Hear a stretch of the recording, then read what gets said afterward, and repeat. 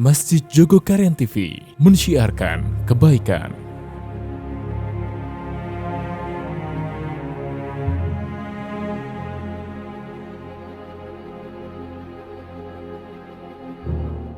Bismillahirrahmanirrahim.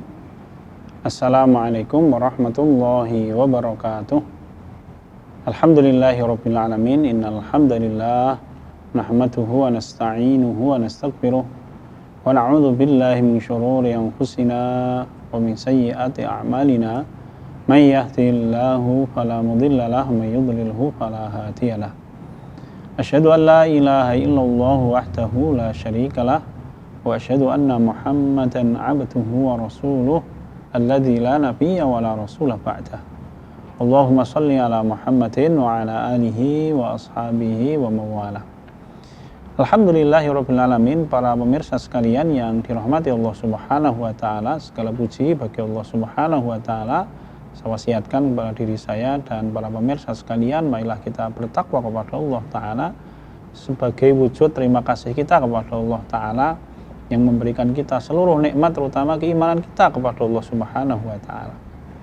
Orang-orang yang beriman dipastikan oleh Allah Subhanahu wa taala ganjaran yang sangat besar di dalam kehidupan dunia ini. Apa itu? Hayatan thayyibah, kehidupan yang baik. Kehidupan yang baik menurut Allah Subhanahu wa taala yang nanti akan mendatangkan kehidupan yang lebih baik lagi di akhirat. Bisa dibuka di dalam surat An-Nahl ayat 97. Allah Ta'ala menyampaikan, a'udzubillahi minasyaitonirrajim, man 'amila shalihan min dzakarin aw untha wa huwa mu'minun falanuhyiyannahu hayatan thayyibah wa lanajziyannahum ajrahum bi ahsani ma kanu ya'malun. Allah Ta'ala berfirman, man 'amila shaliha, barang siapapun itu yang beramal soleh, min dzakarin aw untha, baik dia laki-laki atau wanita, wa huwa mu'min, dan dia beriman kepada Allah. Dasar dari amalnya adalah keimanan dan kepatuhan dia kepada Allah Subhanahu wa taala. Falanuhyiyannahu hayatan thayyibah. Allah menyampaikan, pasti sungguh-sungguh aku berikan kepada dia hayatan thayyibah, kehidupan yang baik di dunia ini. Ini pahala dunia. Begitu disampaikan oleh Imam Ibnul Qayyim al-Jauziyah rahimahullah ketika memaknai ayat ini. Jadi Allah memberikan pahala di dunia berupa hayatan thayyibah, kehidupan yang baik. Walanajziyannahum ajrahum bi ahsani ma kanu ya'malun. Sedangkan di akhirat kelak aku Allah pasti dan sungguh-sungguh berikan kepada dia pahala dengan pahala yang paling baik dari amal yang dia kerjakan. Yang perlu kita ketahui kemudian, hayatan thayyibah itu seperti apa? Itu makna yang harus kita bicarakan. Ada sebagian orang beranggapan bahwa hayatan thayyibah itu ya pokoknya orang punya harta melimpah, anak keturunannya cancitai, bagus-bagus, wayu-wayu, mungkin begitu. Tetapi rupanya kalau standar itu dipakai sekedar dengan dasar kekayaan saja, kita akan mendapatkan bahwa Qarun itu orang paling kaya. Apakah Qarun mendapatkan hayatan thayyibah? Tidak, dia dilaknat oleh Allah Subhanahu wa taala. Fir'aun jauh lebih kaya daripada Qarun, dan dia ditenggelamkan ke dalam lautan oleh Allah Subhanahu wa taala. Cantik dan tampan, tampan dan cantik, Abu Lahab dan Ummu Jamil istrinya, Pak D-nya Kanjeng Nabi kita Muhammad sallallahu alaihi wasallam. Dua pasang suami istri ini terkenal dengan kecantikan dan ketampanannya.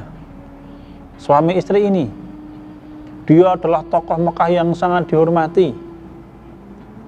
Tetapi kemudian Allah menurunkan surat khusus untuk melaknat mereka berdua. Kenapa? Karena penentangannya kepada dakwah Nabi kita Muhammad sallallahu alaihi wasallam. Oh, rupanya ketampanannya Abu Lahab dan kecantikannya Ummu Jamil itu bukan hayatan thayyibah bagi mereka berdua. Lalu hayatan thayyibah itu seperti apa? Kehidupan yang baik itu seperti apa? Apakah mungkin di masa-masa kita menghadapi musibah kita masih bisa mendapatkan hayatan thayyibah? Bisa, ya. Karena hayatan thayyibah itu maknanya banyak. Para ulama menyampaikan kira-kira ada 10 makna hayatan thayyibah. Pertama, disampaikan oleh sahabat Ibnu Abbas radhiyallahu anhuma, hayatan thayyibah yang pertama itu rezeki yang halal. Jadi orang kalau kehidupannya diisi dengan rezeki yang halal, maka itulah hayatan thayyibah yang dijanjikan oleh Allah Ta'ala. Tidak main-main. Rezeki yang halal bagi sebagian orang dianggap sederhana. Tapi rupanya rezeki yang halal itulah sarana yang menjadikan seorang manusia dakwahnya diijabahi, doanya dijawab oleh Allah Subhanahu wa taala. Kalau kita membaca kisah-kisah orang-orang soleh terdahulu, doa-doa mereka mustajab, itu banyak kisah yang kita dapatkan karena berhati-hatinya orang-orang itu di dalam menjaga makanan dan minuman yang masuk ke dalam perut mereka. Mereka pantang memasukkan makanan dan minuman yang diharamkan oleh Allah meskipun sesuap atau setetes ke dalam perut mereka. Misalkan kita ambil contoh sahabat Sa'ad bin Abi Waqqas radhiyallahu anhu. Begitu mustajabnya Sa'ad bin Abi Waqqas doanya sampai para sahabat sekalipun kagum dengan kehebatannya Sa'ad dari satu sisi ini. Beliau termasuk 10 orang yang dijamin masuk surga oleh Rasul kita Muhammad SAW. Sehingga suatu saat sekelompok sahabat datang ke tempatnya Sa'ad bin Abi Waqqas bertanya, "Wahai Sa'ad, amalan apa yang engkau kerjakan sehingga doamu begitu mustajab?" Sa'ad bin Abi Waqqas radhiyallahu anhu menjawab, "Amalan saya sama dengan panjenengan semuanya." Panjenengannya adalah sahabat loh ya, bukan panjenengannya kita, bukan, tapi para sahabat radhiyallahu anhu. Kemudian Sa'ad mengatakan, "Hanya saja aku sangat berhati-hati di dalam memasukkan makanan dan minuman ke dalam perut, halal atau tidak, haram atau tidak." Yang kedua kisahnya Imam An-Nawawi rahimahullah misalkan. Imam An-Nawawi rahimahullah beliau adalah qadhi di kota Damaskus. Satu saat Imam Nawawi rahimahullah berselisih pendapat dengan panglima perang yang menguasai Damaskus namanya Zuhair Baibars. Zuhair ini punya pasukan 20.000 atau lebih. Imam Nawawi rahimahullah sendirian dalam urusan mengambil hartanya kaum muslimin. Imam Nawawi tidak setuju, intinya perselisihannya sangat keras. Sampai akhirnya Imam Nawawi rahimahullah memilih untuk meninggalkan Damaskus. Beliau tinggalkan jabatannya, balik ke wilayah beliau, kampung Nawa namanya. Kaum muslimin karena cintanya kepada Imam Nawawi rahimahullah tidak setuju. Maka kemudian mereka mendatangi Imam Nawawi rahimahullah meminta agar Imam Nawawi balik kembali ke Damaskus. Imam Nawawi menolak. Beliau mengatakan, kira-kira kalau bahasa kita, saya tidak akan balik ke Damaskus sampai Zuhair meninggal. Dan tidak lama begitu Imam Nawawi rahimahullah mengatakan sampai dia mati, maka Zuhair mati. Begitu tajamnya ucapan yang disampaikan Imam Nawawi. Kenapa? Salah satu hal yang menyebabkan doanya Imam Nawawi rahimahullah mustajab adalah warok, sifat hati-hati dalam urusan halal dan haram. Sampai disebutkan suatu saat pernah terjadi banjir besar di kota di kota Madinah. Sampai waktu itu tanah-tanah wakafnya kaum muslimin hilang patoknya. Sehingga kebun-kebun kurma yang diwakafkan oleh kaum muslimin di kota Madinah itu tidak diketahui rimbanya. Kenapa? Karena patoknya hilang, tercampur dengan tanahnya kaum muslimin. Apa yang dikerjakan Imam Nawawi rahimahullah? Sejak saat itu Imam Nawawi tidak pernah lagi mau menikmati kurma Madinah yang terkenal mahal, kualitasnya hebat, terkenal bagus. Kenapa?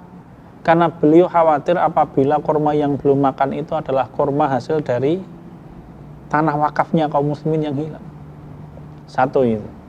Jadi hayatan thayyibah adalah rezeki yang halal. Yang kedua, hayatan thayyibah itu qanaah. Qanaah itu apa? Qanaah itu merasa cukup dengan pemberian Allah Subhanahu wa taala dari rezeki yang halal setelah kita bekerja keras. Setelah kita beramal soleh, setelah kita bekerja mencari nafkah, kita dapatkan rezeki halal seberapapun kita terima itu. Inilah qanaah. Itu makna yang kedua yang disampaikan oleh Imam Hasan Al-Basri rahimahullah. Jadi hayatan thayyibah adalah qanaah. Bahkan qanaah ini satu sifat yang mana Nabi kita Muhammad SAW memohon kepada Allah Subhanahu wa taala. Rasul kita memiliki doa, Allahumma qanni'ni bima razaqtani wa barik li fi wa akhlif kulla ghaibatin minni bi khairin. Wahai Allah, qanni'ni bima razaqtani, jadikanlah aku orang yang qanaah dengan rezeki yang Kau berikan kepadaku, rezeki yang halal. Wa barik li fihi, kemudian jadikanlah rezeki yang aku dapatkan meskipun sedikit itu berkailah. Wa akhlif kulla ghaibatin minni bi khairin, kemudian gantilah semua bagian duniaku yang hilang dengan ganti yang lebih baik. Di dalam hadis sahih riwayatnya Imam Muslim, Rasul kita Muhammad SAW menyampaikan bahwa orang yang diberi qanaah itu orang yang beruntung.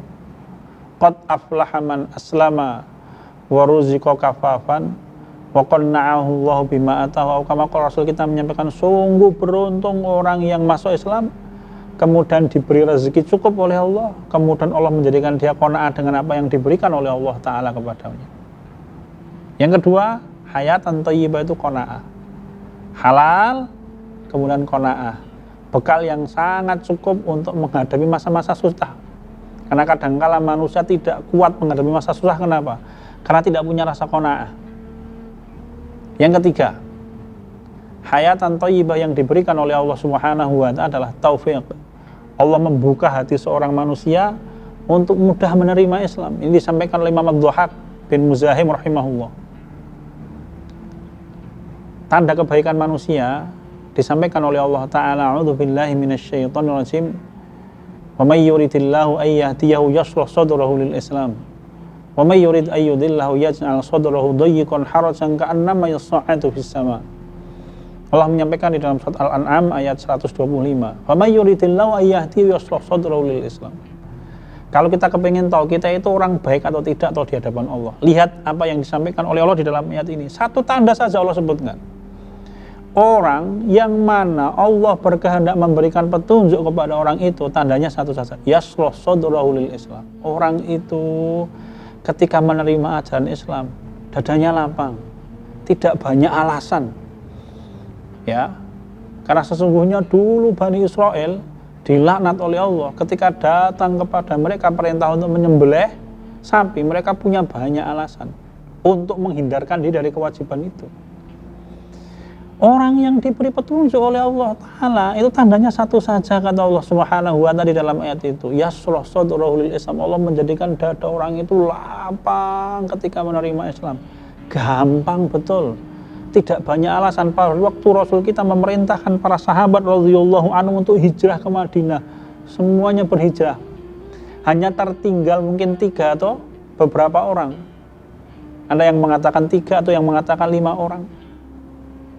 Sahabat-sahabat yang lain semuanya hijrah dengan sukarela meninggalkan semua kekayaan, seperti Suhaib Ar-Rumi radhiyallahu anhu yang meninggalkan semua kekayaan yang belum miliki, seperti Mus'ab bin Umair radhiyallahu anhu yang meninggalkan fasilitas kedudukan terhormat di kalangan bangsanya. Kenapa?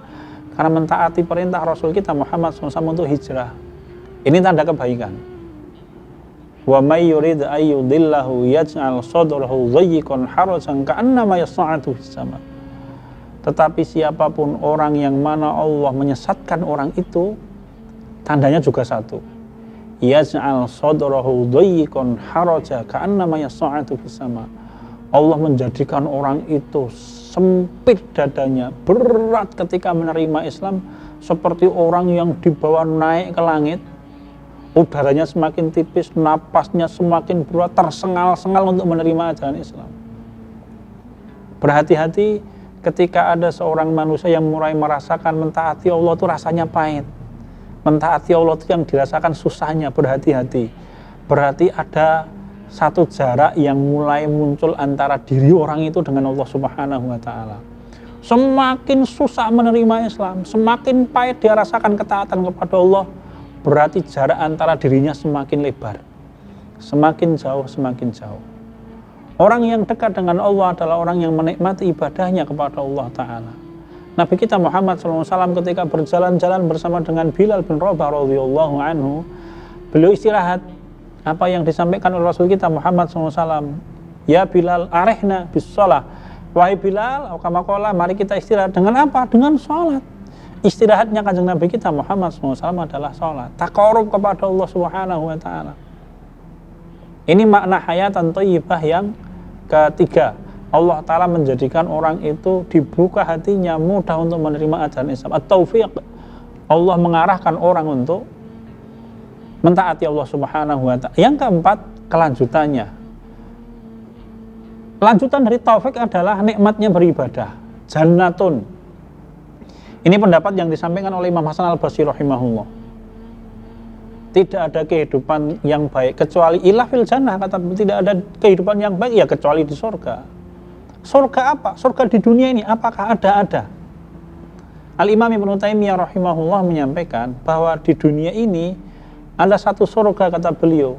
Ucapan ini dimiliki oleh murid beliau, itu Imam Ibnul Qayyim al-Jauziyah rahimahullah. Di dunia ini ada surga, yang mana kata beliau, siapapun orang yang tidak memasuki surga di dunia ini, maka susah bagi dia memasuki surganya Allah di akhirat. Apa surga di dunia itu? Surga di dunia adalah nikmatnya ibadah manusia kepada Allah Subhanahu wa ta'ala. Seorang manusia akan bisa merasakan nikmatnya surga Allah di akhirat ketika dia bisa menikmati ibadah dia di dunia ini. Nabi kita Muhammad SAW di dalam hadis sahih riwayatnya Imam Bukhari menyampaikan, "Dzaqa ta'mal iman man radhiya billahi rabba wa bil islami dina wa bi Muhammadin sallallahu alaihi wasallam rasulah." Dzaqa ta'mal iman. Seorang manusia akan merasakan manisnya keimanan kepada Allah. Kapan itu? Satu, man radhiya billahi rabba. Siapa mereka? Satu, orang yang ridho Allah sebagai Rabb yang dia taati. Totalitas. Ridho. Apa itu ridho? Imam Ibnul Qayyim al-Jauziyah rahimahullah menyampaikan qubulul ahkami bil farh.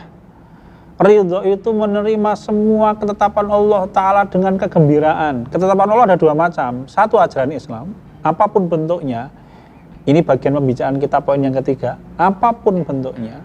Yang kedua, ketetapan Allah Subhanahu wa Ta'ala adalah takdir-takdirnya Allah di dunia ini, terutama takdir yang tidak baik. Maka kenapa Nabi kita Muhammad SAW menyampaikan, la yamutanna ahadukum illa wa huwa yuhsinu dzanna billah. Jangan sekali-kali salah seorang di antara kalian mati kecuali ketika dia mati dan berbaik sangka kepada Allah Subhanahu wa ta'ala. Karena sungguh orang berburuk sangka kepada Allah itu kezaliman manusia kepada Allah Subhanahu wa ta'ala. Menerima semua ketetapan Allah Ta'ala, baik itu ajaran Allah, perintah atau larangan Allah, apapun, dengan kegembiraan. Dan menerima takdir-takdir Allah Ta'ala yang tidak baik terutama dengan kegembiraan. Suatu saat Khalifah Umar bin Abdul Aziz rahimahullah ditanya oleh seseorang, "Ya Amirul Mukminin, apa perkara yang paling Anda rindukan di dalam kehidupan dunia ini?" Maka Amirul Mukminin Khalifah Umar bin Abdul Aziz rahimahullah menjawab, "Perkara yang paling aku rindukan di dunia ini adalah menunggu dan menikmati takdirnya Allah Subhanahu wa ta'ala."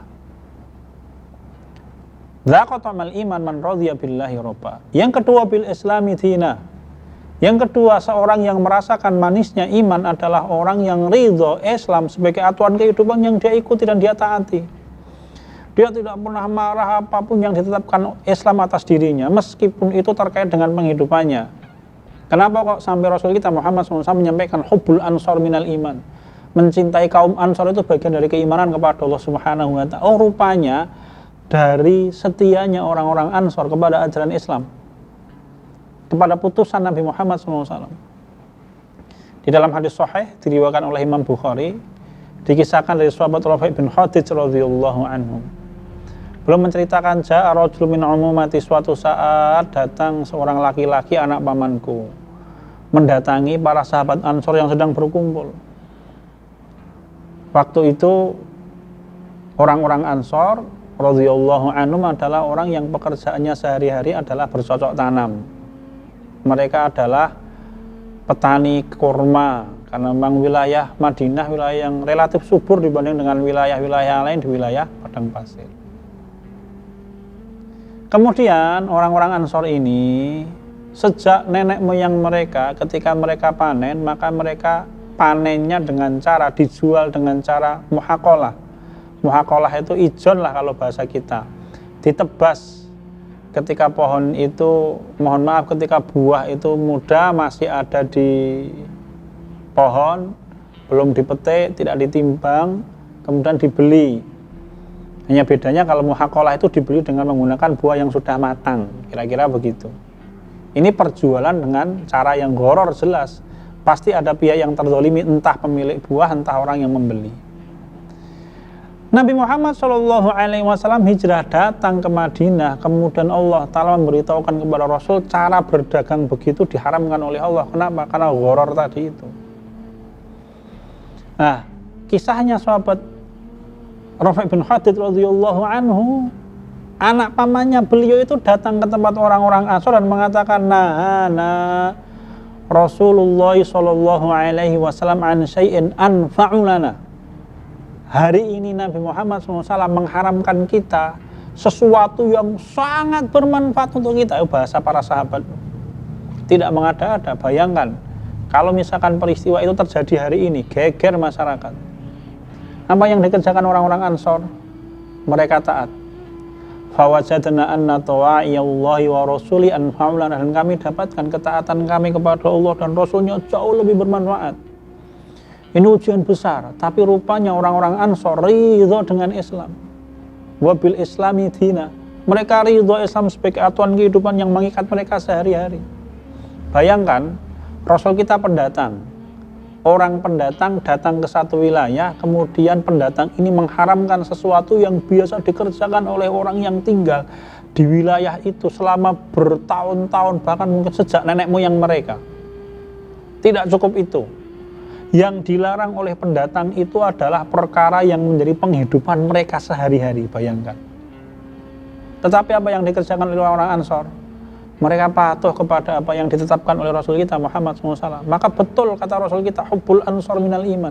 Mencintai orang-orang Ansor itu bagian dari keimanan kepada Allah. Kenapa? Karena setianya mereka kepada Allah Subhanahu wa Ta'ala dan Rasulnya Muhammad Sallallahu Alaihi Wasallam. Yang ketiga, Nabi kita Muhammad SAW menyampaikan wabi Muhammadin Sallallahu Alaihi Wasallam Rasulah. Orang akan merasakan manisnya iman ketika dia ridho Nabi Muhammad Sallallahu Alaihi Wasallam adalah utusan Allah yang dia harus taat mutlak. Di dalam kisah lain disebutkan para sahabat Ansor lagi pada waktu peristiwa pembagian harta rampasan perang di perang Hunain. Setelah Fathu Mekah, kaum muslimin bersama dengan 3.000 orang tulako bergabung, kemudian mereka berhadapan dengan Bani Hawazin di dalam perang Hunain yang akhirnya dimenangkan oleh kaum muslimin. Modal yang dipakai oleh Rasul untuk memenangkan kaum muslimin bukan 13.000 orang, ya sahabat-sahabat setianya Rasul. Diperkirakan sekitar 120-an orang atau 150 orang yang akhirnya bisa mengalahkan yang lain kocar-kacir. Tetapi begitu perang Hunain selesai, Nabi kita Muhammad SAW di dalam kitab Syekh Sofiur Rahman di dalam Rohikum Mahtum menyebutkan Nabi Muhammad mendapatkan harta ghanimah itu 24.000 ekor unta dan 40.000 ekor domba di antaranya itu. Putusan Nabi Muhammad memberikan kepada orang-orang tulako yang ketika perang mereka kocar-kacir itu, ketika kaum muslimin menang, maka orang-orang ini mendapatkan setiap kepala dapat 100 ekor unta dibawa pulang kembali ke Mekah. Sedangkan orang-orang Ansor yang menjadi tulang punggung bertahannya Nabi Muhammad bersama dengan orang-orang Muhajir yang jumlahnya sekitar 124 orang di sekitarnya Rasul itu ketika pulang paling mereka mendapatkan 1 ekor kambing, bahkan ada yang tidak dapat apa-apa itu, dibagi oleh Rasul untuk para tulako itu. Ketika peristiwa ini terjadi, kemudian para sahabat, terutama sahabat-sahabat terdekatnya Rasul, sahabat Muhajir, Abu Bakar, Umar dan lain-lain melihat tidak nyamannya para sahabat Ansor, disampaikan kepada Rasul kita Muhammad SAW. Maka kemudian Rasul kita mengumpulkan sahabat Ansor radhiyallahu anhu di dalam satu ruangan. Kemudian Rasul kita Muhammad SAW menyampaikan, kira-kira belum menyampaikan, wahai orang-orang Ansor, aku mendengar engkau mengatakan begini-begini. Kira-kira para sahabat Ansor tidak puas dengan apa yang ditetapkan oleh Rasul. Kemudian Rasul kita menyampaikan kepada sahabat-sahabat Ansor, wahai orang-orang Ansor, mana yang engkau pilih? Orang-orang itu, orang-orang tulako itu pulang ke rumah mereka, ke kota mereka dengan membawa kambing dan unta, sedangkan kalian pulang ke kota kalian dengan membawa Nabi kalian Muhammad Sallallahu Alaihi Wasallam. Orang-orang Ansor kemudian menangis dan mengatakan, ya Rasulullah, kami ridho dengan putusan panjenengan.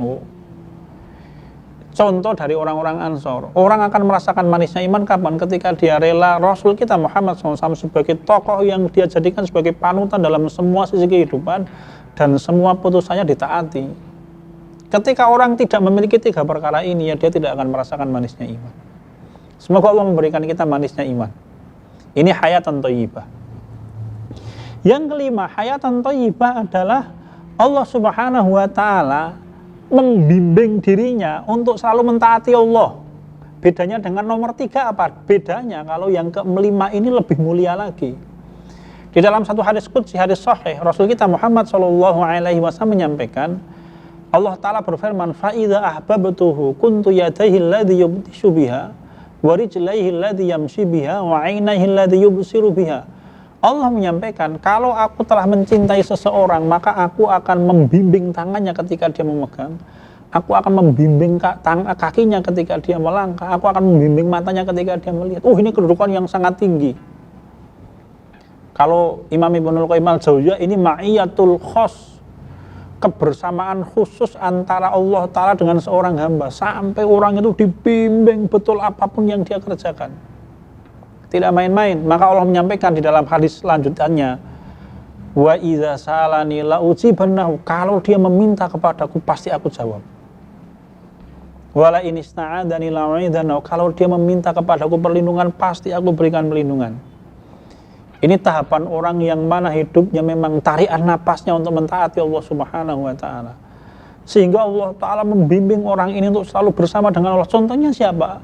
Contohnya adalah Amirul Mukminin Umar bin Khattab radhiyallahu anhu, orang yang oleh Rasul kita disebut muhaddatsun di antara umatnya, meskipun tidak ada. Rasul kita menyampaikan, sesungguhnya orang-orang sebelum kalian ada muhaddatsun, orang yang diajak berbicara hatinya oleh Allah. Fa in kana fi ummati lakana Umar, kalau misalkan umatku ada, dia pasti Umar. Maksudnya apa? Tidak ada di tengah umatnya muhaddatsun, tidak ada di tengah umatnya Rasul Muhammad SAW muhaddatsun. Tapi orang yang betul-betul semua bagian hidupnya dibimbing oleh Allah Ta'ala, hayatan thayyibah, meskipun bajunya Umar itu tambalan 12. Putra Umar namanya Abdullah bin Umar bin Khattab radhiyallahu anhu menyampaikan, tidaklah ayahku mengatakan, aku mengira besok akan terjadi sesuatu, kecuali pasti terjadi sesuatu apa yang dipikirkan oleh Umar bin Khattab. Jangan tanya doanya. Umar itu orang yang doanya sangat tajam, sehingga beliau sangat berhati-hati di dalam berdoa. Ya, suatu saat dikisahkan adalah seorang anak muda yang datang ke tempatnya Umar. Dia kepengen mencoba kehebatannya Umar. Umar tidak tahu. Anak muda ini ketika ditanya, wahai anak muda, siapa namamu? Anak muda ini menjawab, nama saya Ibnul Khattab. Saya ini anaknya kayu bakar. Kemudian ditanya, engkau berasal dari kampung mana? Maka anak muda itu menjawab, dari Zatil Lahza. Saya berasal dari kampung yang namanya api menyala-nyala. Maka Umar mengatakan, nah pulang, omahmu kobong, omahnya kobong tenanan loh hadirin. Ya, itulah kuatnya doanya Umar, tajam betul. Kenapa? Karena sangat dekat dengan Allah Subhanahu wa Ta'ala. Orang yang mana semua kehidupannya dibimbing untuk sesuai dengan apa yang diajarkan oleh Allah Subhanahu wa Ta'ala. Maka Allah sangat dekat dengan orang seperti ini. Inilah hayatan thayyibah. Ada 5 perkara. Yang lain semoga dibicarakan oleh ustadz-ustadz yang lain di dalam kesempatan yang lain. Kurang lebihnya saya mohon maaf kalau ada perkataan yang tidak berkenan. Saya mohon maaf sebesar-besarnya. Kita cukupkan. Subhanakallahumma wa bihamdika asyhadu an la ilaha illa anta astaghfiruka wa atubu ilaik. Walhamdulillahirabbil alamin. Wassalamualaikum warahmatullahi wabarakatuh. Masjid Jogokarian TV mensyiarkan kebaikan.